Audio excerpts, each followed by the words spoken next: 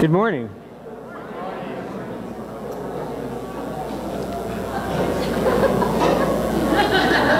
Good morning. Are you ready? Yeah. Okay.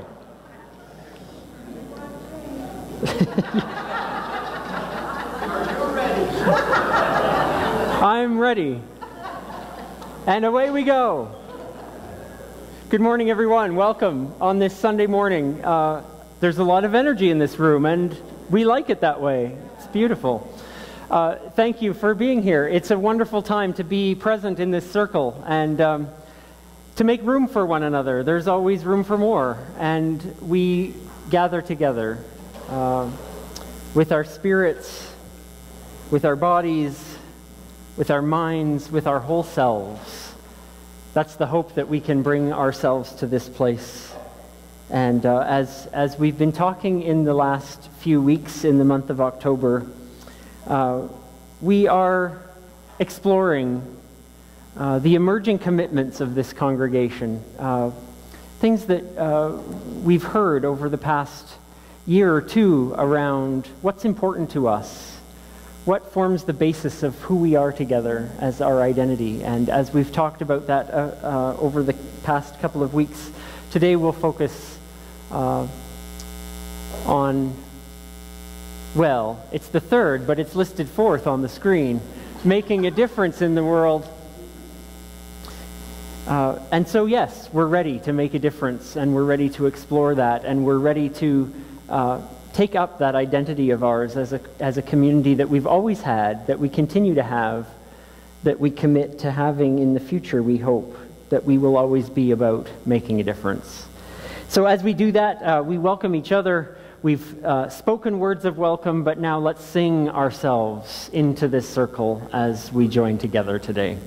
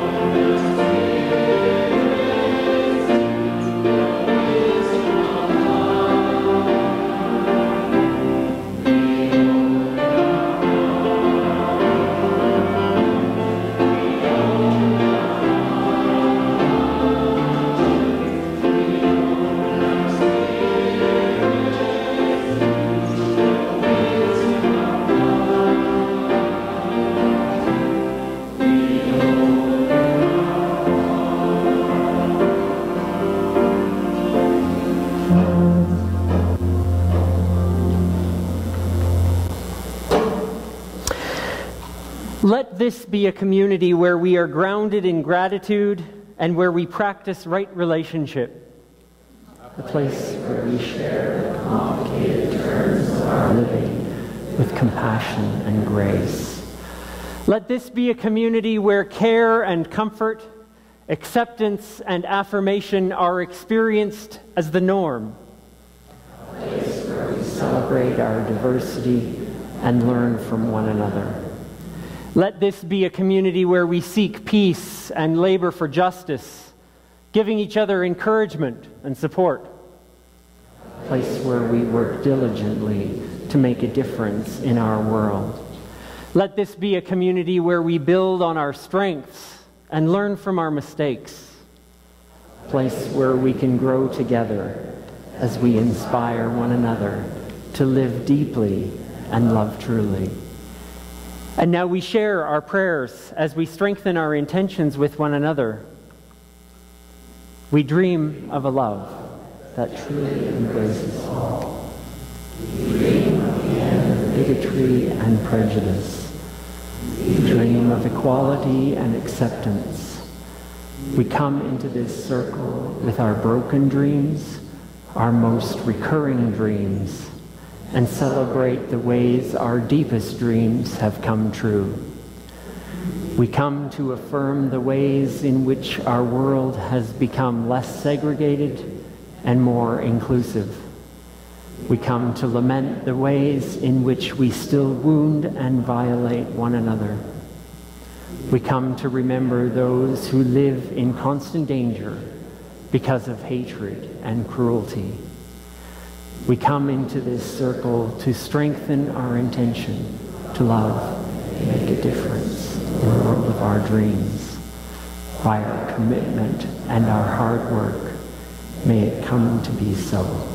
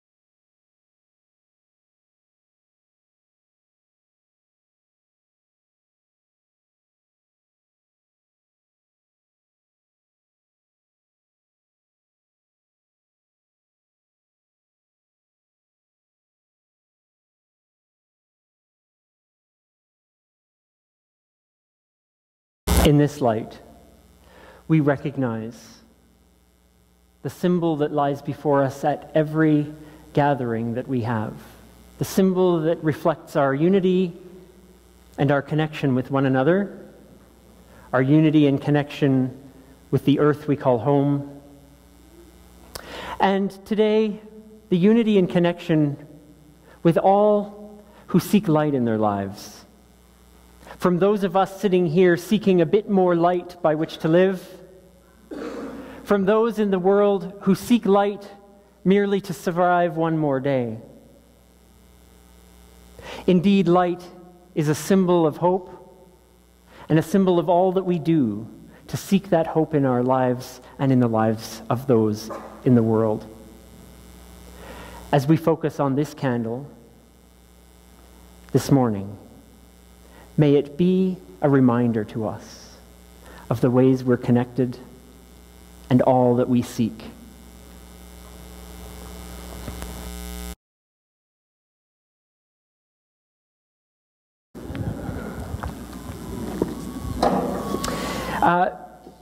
Today's story is, I I think one of you was at summer camp this year, so you might know this story because I read it at summer camp. But for all the rest of us, I thought I'd share this wonderful story called The Curious Garden by Peter Brown.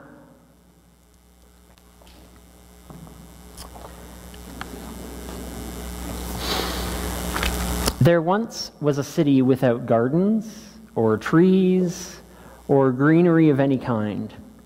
Most people spent their time indoors. As you can imagine, it was a very dreary place. However, there was one boy who loved being outside. Even on drizzly days, while everyone else stayed inside, you could always find Liam. Hey, same name as you, Liam. You could always find Liam happily splashing through his neighborhood. It was on one such morning that Liam made several surprising discoveries. He was wandering around the old railway, as he did from time to time, when he stumbled upon a dark stairwell leading up to the tracks.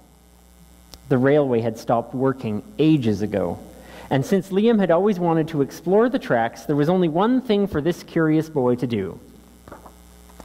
Liam ran up the stairs, pushed open the door, and stepped out onto the railway. The first thing he saw was a lonely patch of color. Wildflowers and plants were the last things he'd expected to find up there. But when he took a closer look, it became clear that the plants were dying. They needed a gardener. Liam may not have been a gardener, but he knew that he could help. So he returned to the railway the very next day and got to work. The flowers nearly drowned. And he had a few pruning problems, but the plants patiently waited while Liam found better ways of gardening. As the weeks rolled by, Liam began to feel like a real gardener, and the plants began to feel like a real garden. Most gardens stay in one place, but this was no ordinary garden. With miles of open railway ahead of it, the garden was growing restless, and it wanted to explore. The tough little weeds and mosses were the first ones to move. They popped up farther and farther down the tracks and were closely followed by the more delicate little plants. Over the next few months, Liam and the Curious Garden explored every corner of the railway.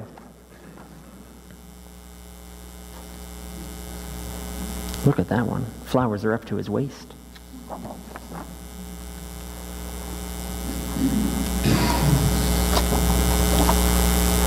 Well, after spending his spring and summer and autumn with the garden, Liam's time on the railway was finally interrupted by winter. Heavy blankets of snow fell on the city that season, and for the first time since he'd become a gardener, Liam could not visit the plants.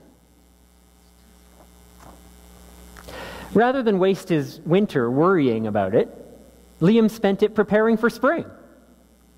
After 3 cold months, I wish, the snow finally began to melt, and Liam rolled his new gardening gear over to the railway. Winter had taken a toll on the garden. Oh, look at it. Not looking so good. But thanks to Liam's planning, his handy new tools, and a little help from the sun, the plants soon awoke from their winter's sleep. The garden had always wanted to explore the rest of the city, and that spring it was finally ready to make its move. Once again, the tough little weeds and mosses set out first. They popped up farther and farther from the railway and were closely followed by the more delicate plants. The garden was especially curious about old forgotten things. Look at that, an old truck, an old window well. A few plants popped up where they didn't belong. Others mysteriously popped up all at once.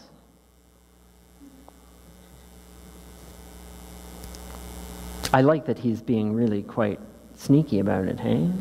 He's the spy gardener. But the most surprising thing that popped up were the new gardeners.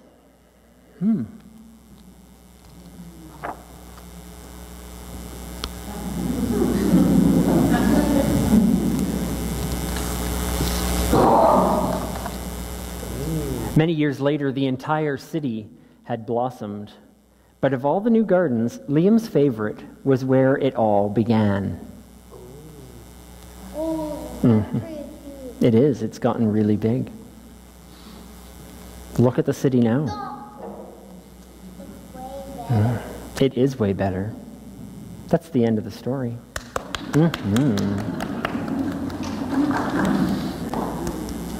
Very nice. This is a really fun story because Peter Brown grew up in New York City, which is a very large city. And when he was a kid in 1980, the railroad line called the High Line was shut down and forgotten, and so he remembered exploring it, and that's what inspired him to write this story. It's beautiful.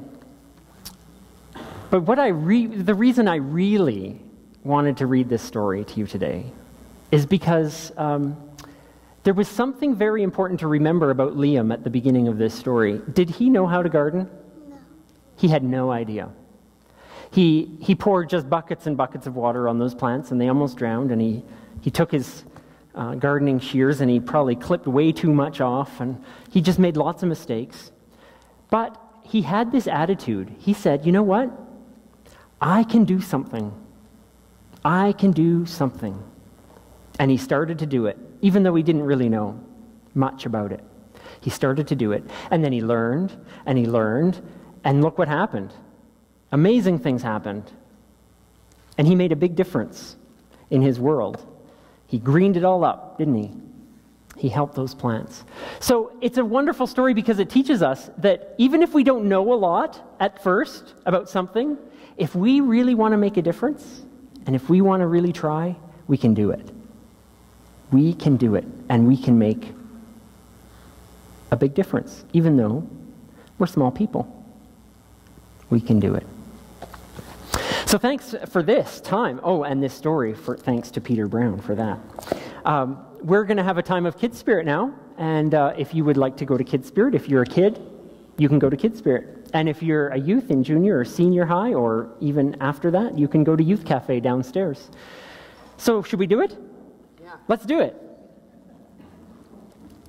We're going to sing a song while you go, because it's all about walking.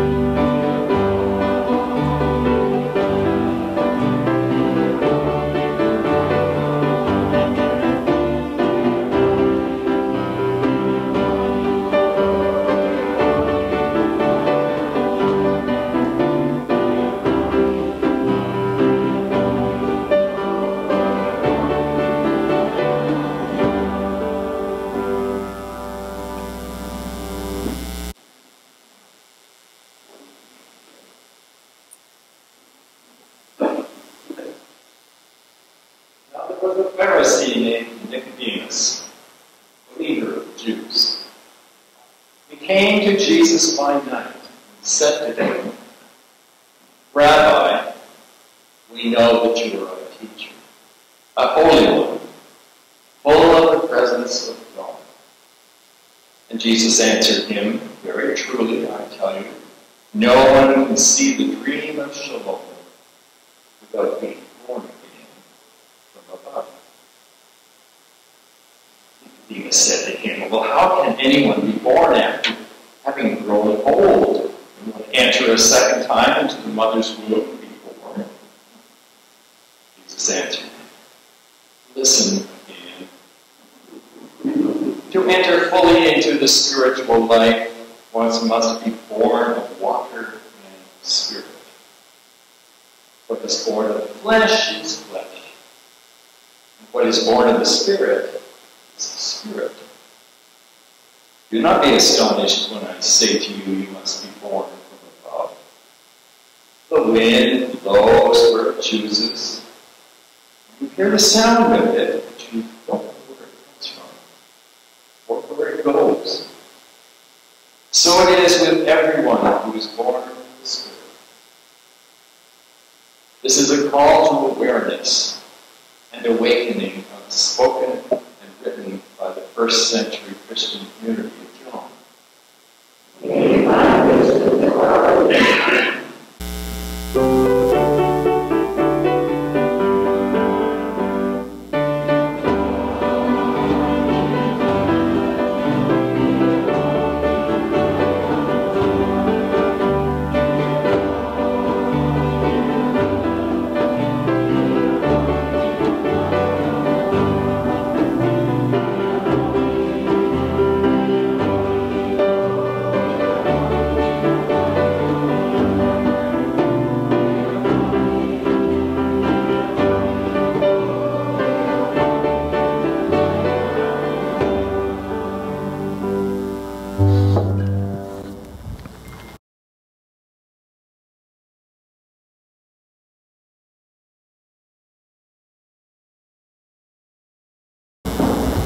In the royal city of Kapilavatthu, a son had come to the great king Sudana and his lovely queen Maya, and they named the boy Siddhartha, which means he who reaches his goal.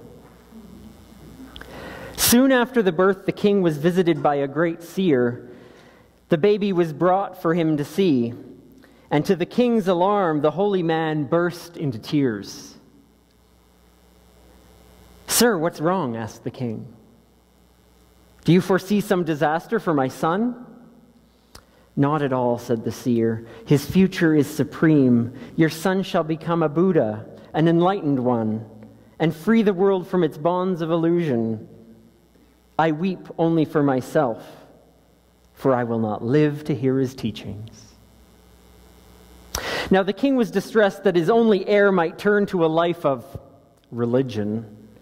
So he made it his goal to protect his son from any outside influences, and he placed guards around the palace to keep all but the richest and most pleasing away. As Siddhartha grew to adulthood, the king sought ways to strengthen the prince's ties to home. He married him to a lovely princess, who in time bore a son. And he surrounded him with dancers to while away his hours. The prince became a creature of pleasure and seldom left his luxurious apartments in the palace's upper stories. But one day Siddhartha thought he would visit a park outside the city. The king arranged the outing with strict orders to his guards to keep the road clear of any sign of problems in life. He ensured he would only see young people full of laughter and happiness. As the prince passed through the city in his royal carriage, people lined the road to admire him. The guards followed the king's orders as best they could. But even so, the prince spied in the crowd a man with gray hair and weak limbs and a bent back. "Driver," said Siddhartha, "what is wrong with that man?" "He's old, my lord." "And what is old?" asked the prince. "Old is when you've lived many years." "And will I too become old?" "Yes, my lord, to grow old is our common fate." Well, not long after, the prince spied a woman in the crowd, yellow-faced and shaking, leaning on a companion for support. "Driver, what's wrong with that woman?" "She's sick, my lord." "And what is sick?" "Sick is when your health has left you." "And will I too become sick?" "It's likely, my lord, to be sick is our common fate." And finally, before not too long, the prince spied a stiff, motionless man being carried along by 4 others. "Driver, what is wrong with that one?" "He's died, my lord." "And what does that mean?" "It's when your life is finished." "And will I too die?"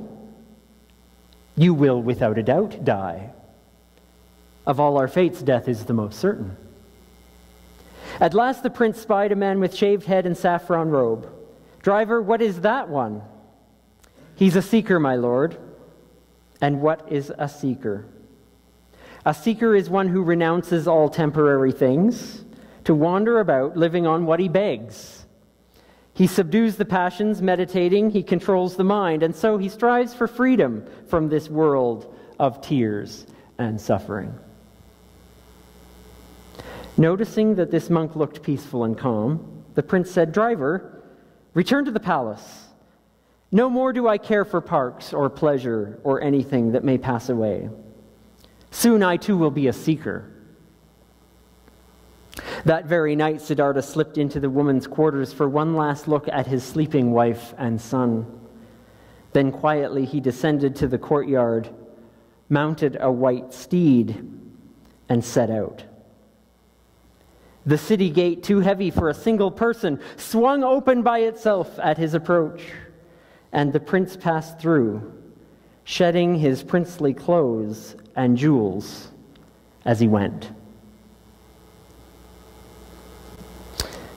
This is one version of the Buddha's story of awakening.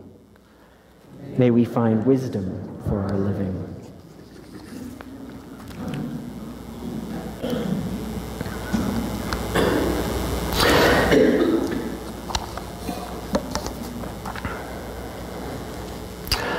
Well, I'm sure like you, some of my most interesting stories come from times when life was difficult.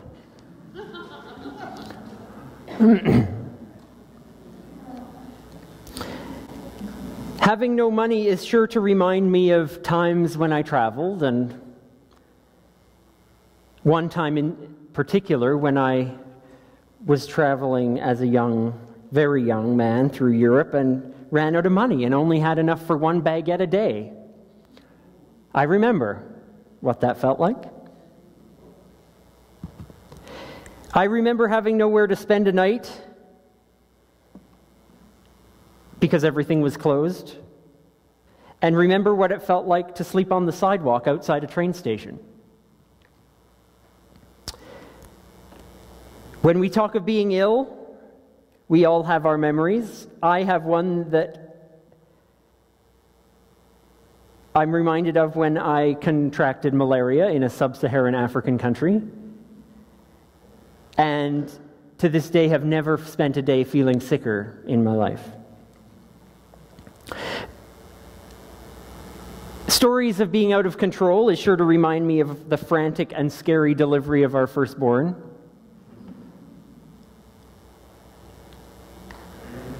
All of them great stories to tell after the fact,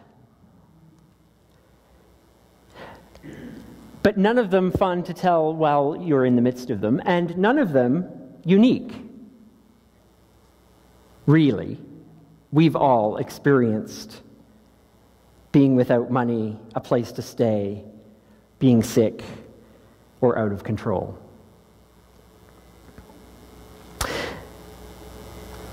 Those times when survival becomes paramount, when getting through this minute is all we can manage, some of us can share stories of coming through those times, and they become the stories that get well worn and told with some kind of affection and pride almost. Some of us, though, might be in the midst of moments like that even now. And we'd like to see the other side. The story of Buddha, from the Buddhist tradition of the awakening of Prince Siddhartha, has many forms. It's much like the stories of the birth of Jesus. They come in many different forms and with many different embellishments. But this story is fascinating. How long would the prince have been satisfied in his palace? Had he every luxury, every convenience, every pleasure available to him, would it have taken a lifetime? His eyes were closed to all but that was right around him. those things with which his father sheltered him, wealth and happiness and youthfulness. And I wonder what it was that made Prince Siddhartha want to leave the palace that day on a walk. Boredom, maybe? A desire to see people that weren't at his beck and call? Did he wonder if everyone lived like this? Did he get a whiff of something out there that he just had to experience? Well, whatever it is, it pulled hard enough that he was able to convince his overprotective father that he should take a turn through town. And despite all the people at his command, despite all his attempts to keep all those human problems away, every person that would even hint at hardship and challenge, every scant and glimpse of humanity, his father couldn't possibly succeed at keeping them away. People are nothing but persistent. It really only takes a crowded LRT or a crowd pushing at a concert or a mass of people at a parade or an airport or a traffic jam for that matter to remember that it takes all kinds to make up this humanity of ours. And the prince experienced that in one turn around the town. So out in his dressed up, cleaned up, sanitized, saran-wrapped adventure, the prince gets his first sight of age and illness and death, and something in him changes. His eyes are suddenly opened. He awakes to reality. And wakes up to the fact that what he was experiencing and living was not reality. That's probably the more painful part. To realize, I didn't know this.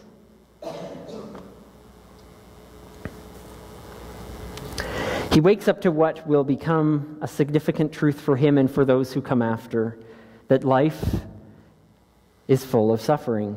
Hardship and challenge are part of this human experience, and for the Buddhist, this is a foundational piece of their life in the spirit. And Prince Siddhartha is forced to ask the question that we all do when our eyes are opened. How do I live my life now that I know? Now that I know, what do I do?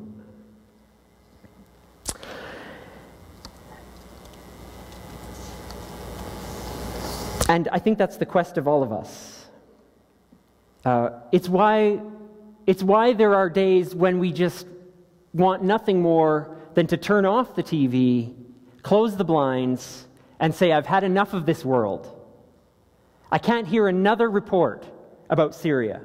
I can't hear about another bombing in Israel and Palestine. I can't hear it.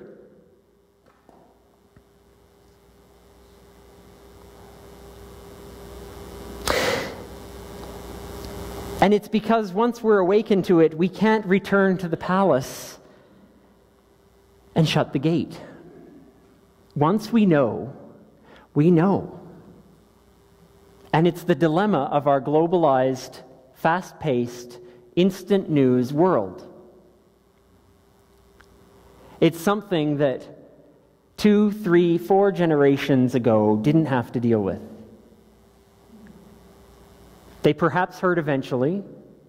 They perhaps dealt more acutely with the tragedy in their own backyard, in their own neighborhood, in their own community. But perhaps not so much with the crushing weight of the world.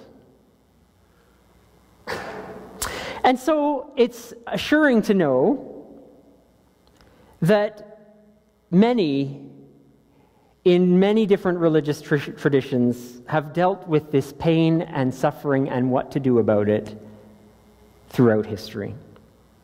And it's instructive to us, even in the 21st century.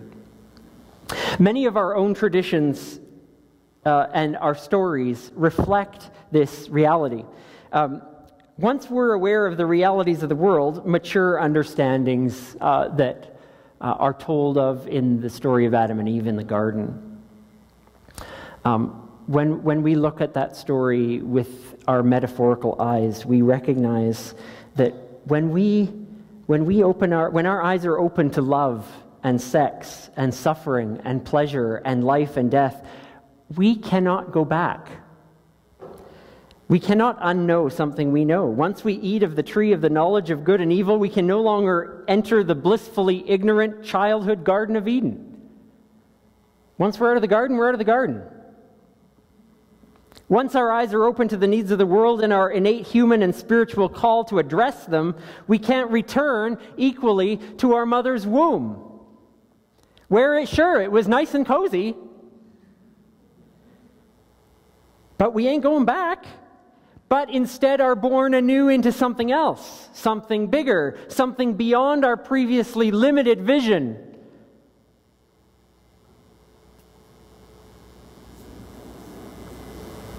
This really wonderful, beautiful image of the spiritual life,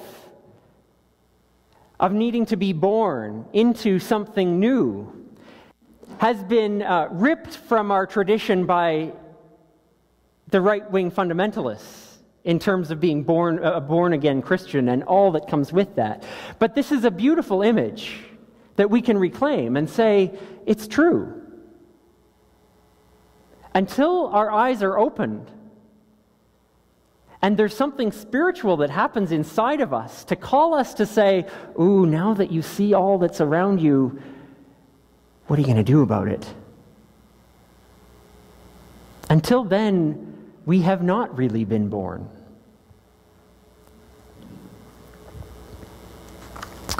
And suddenly, like the prince, like John the Baptist, like Jesus, whatever we once prized, be it our possessions or our clothes or our jewels or our accumulations or our comfort or our secure old ideas that used to work for us, whatever it is of little help now. And of little importance. Once we've seen and experienced the truth of challenge and the reality of hardship, the only way forward is through it. Out the gate that once was so hard to move, Prince couldn't do it on his own. But out the gate that has just suddenly opened itself up and into the world before us.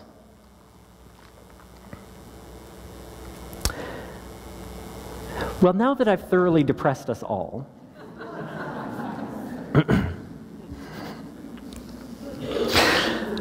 a strong part of our identity as a spiritual community is a desire to live lives that make a difference. That means that we reach out beyond our own interests and our own walls. That means we take our heritage of social justice seriously. That means that whenever we talk about matters of the Spirit, that we don't do it from within the palace walls, within the ivory tower, and apart from the blowing wind of the Spirit within us. We do it with those eyes that are wide open to the needs and the suffering of the world. And it's an amazingly powerful reality to be a part of a group, along with imbuing our lives together with compassion and the wisdom that comes with our constant striving for embracing each of us in our diversity, that we can be doers and not simply talkers.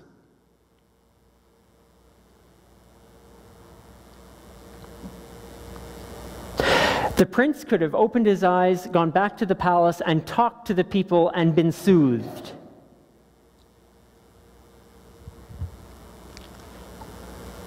Nicodemus could have retreated into his Jewish leadership in the temple, closed the doors and said, I'll worry about praying right here and not do anything. But instead,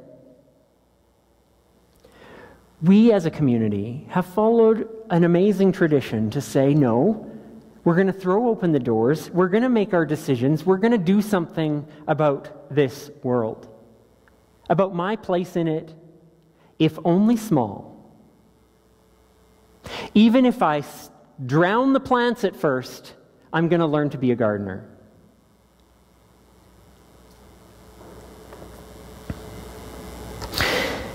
Our spiritual journeys can sometimes seem as though they are only inward journeys. That they are all about internal affairs. Changing our intentions, ensuring our right motivations, talking about the way we think and the way we understand, fussing about our theology, engaging spiritual practices that might just have us sequestered in contemplation.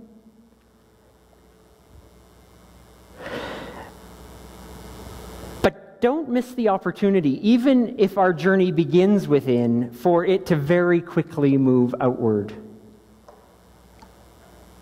The office of external affairs must reflect the interior.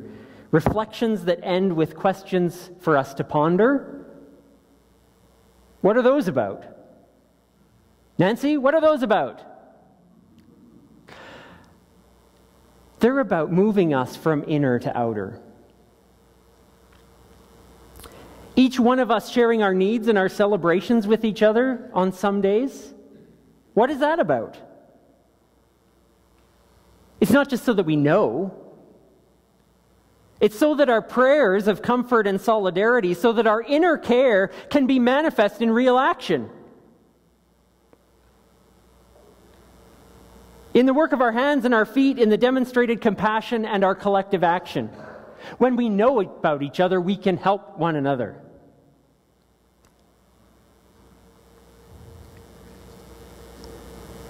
This is a community that takes its action seriously, and we love that for this place. We love that that's a piece of our identity. That not just within this circle, but that's our attitude about the world. If we know about it, we're not going to go home, run, close the door, and enter contemplation about it. Although we might start there, we're going to end at the place where we can actually talk about doing something about it. Either as individuals or collectively. Mahatma Gandhi says it like this, or said it like this: it's the action, not the fruit of the action, that's important. He would have liked, perhaps, The Curious Garden and Liam's character. It's the action, not the fruit of the action, that's important. You have to do the right thing. It may not be in your power, may not be in your time, that there will be any fruit. But that doesn't mean you stop doing the right thing. You may never know what results come from your action, but if you do nothing, there will be no result. Thank you, Gandhi, for those words. It's a beautiful thing how our various religious traditions of the world coalesce around these very basic spiritual ideas. From our own tradition, we can remember words attributed to Jesus. Remember these? You are the salt of the earth. But if salt has lost its taste, how can its saltiness be restored? It's no longer good for anything, but throw it away. And then continuing, as if one metaphor isn't enough, he throws another one. You're the light of the world. A city built on a hill can't be hidden. No one, after lighting a lamp, puts it under a bushel basket, but on the lampstand, and it gives light to all in the house. In the same way, let your light shine before others.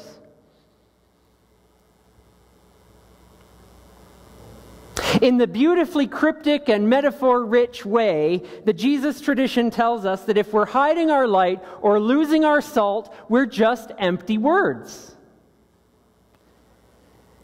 We're impotent and actionless.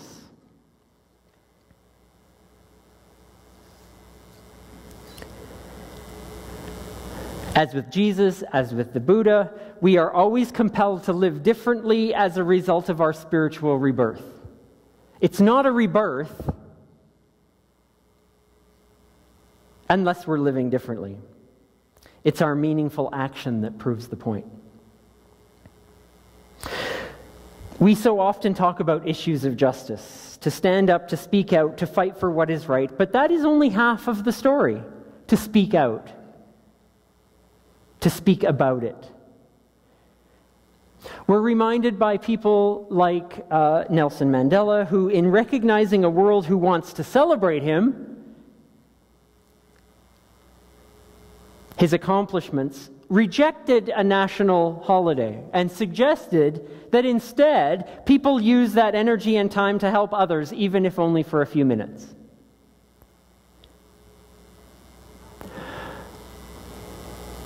People like Nathan Marsh, who is a 6-year-old that lives in St. Albert, who I only know of because of the St. Albert paper, but who, when faced with his young sister's cancer and his frustration that he was too young to bike with his mom in the ride for the cure, he decided to host his own ride. And he rode 11 times around his neighborhood. Small actions.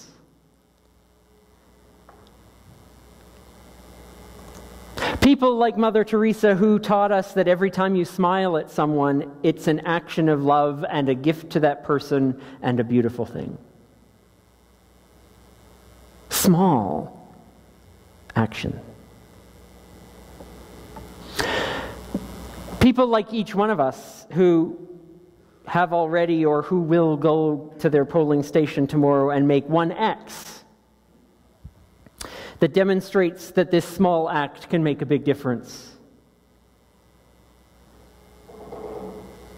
There are countless ways that we take our rebirth in the Spirit, our sense of awareness, the fact that our eyes are opened, and change that into something meaningful, if only small action that grows and grows until we recognize that it all started with something small. Our awakening to what our challenge and hardship might invite us into. That's where I started. I started with some stories of woe. We all have them. But what do they invite us into? To what worlds are our eyes opened as a result of the things we've been through? What are our eyes opened as a result of our reading the paper or hearing the news this morning? What are our eyes opened to as a result of us having met someone new here this morning?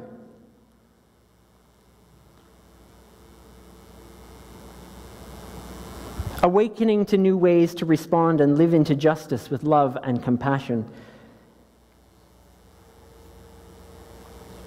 Awakening also to what we might need to let go of in order to embrace the values with which we want to move forward in this real world.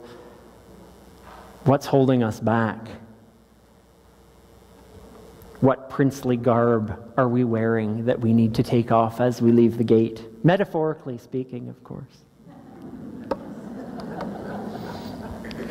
In this time that's before us now, we ponder what we're being awakened to.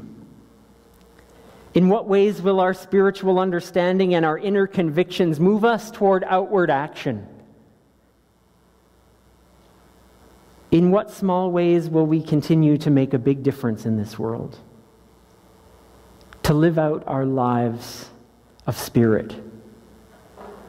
To live out our identity as human beings and human doings. In what way will we move from this place and live a life of spirited action?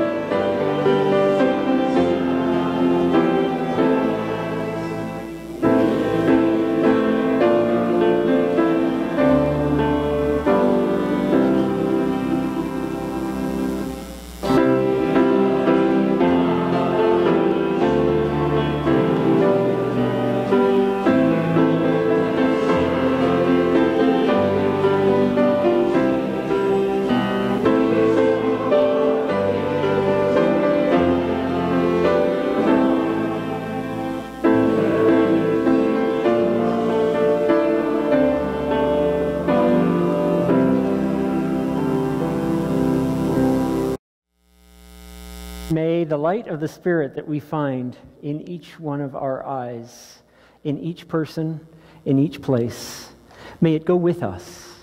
May it inspire us to do the small things that make a difference for one person or for many. May this light be the reminder of our commitment to justice and our commitment to action. In the Spirit we go.